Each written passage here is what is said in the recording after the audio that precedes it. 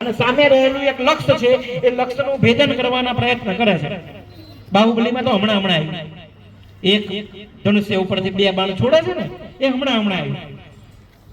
આ પ્રેક્ટિસ અર્જુન કરતો. દ્રોણાચાર્યજીએ કીધું આ તો આરામનો સમય છે બેટા, તું શું કરે છે? ગુરુજી તમે આજ સવારમાં મને શીખવાડ્યું કે એક ધનુષ્ય ઉપર 1 બાણ ચલાવીને એક નિશાનને સાધી શકાય. મને મનમાં પ્રશ્ન થયો કે એક જ ધનુષ્ય ઉપર 2 બાણ ચલાવીને 2 અલગ અલગ લક્ષ્ય સાધી શકાય?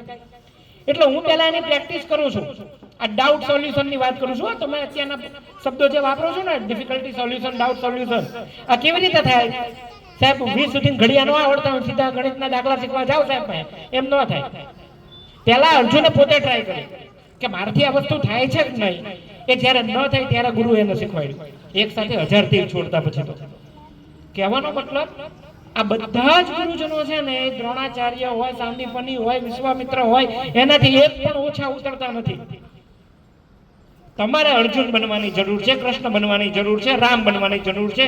વિદ્યાર્થી અવસ્થામાં આ ગુણ તમારામાં આવશે તો જ્ઞાન તમને પુષ્કળ મળશે.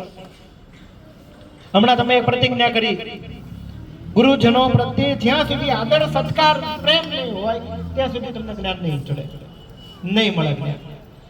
કૌરવોને એટલે જ નહોતું મળ્યું. કેમ? અભિમાનમાં રહેતા. ગુરુજીને તો આજે આમ પૂછવું છે, જોઈએ જવાબ આપ. ગુરુજીની પરીક્ષા કરવા જતા, જ્ઞાન ન મળ્યું. ગુરુજી ઉપર વિશ્વાસ રાખજો. તમારા જીવન ઘડતરમાં તમારા માતા પિતા પછીનું જે સર્વોચ્ચ સ્થાન કોઈનું હોય તો આ ગુરુજનોનું છે.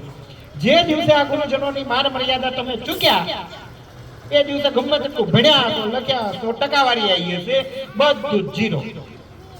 રાવણનું ઉદાહરણ શ્રેષ્ઠ છે. વેદ વિધાનના જાણકાર હતા તોય શૂન્યમાં નામ આવે છે અત્યારે. કેમ? ગુરુજનોની આજ્ઞાનું પાલન ન કર્યું.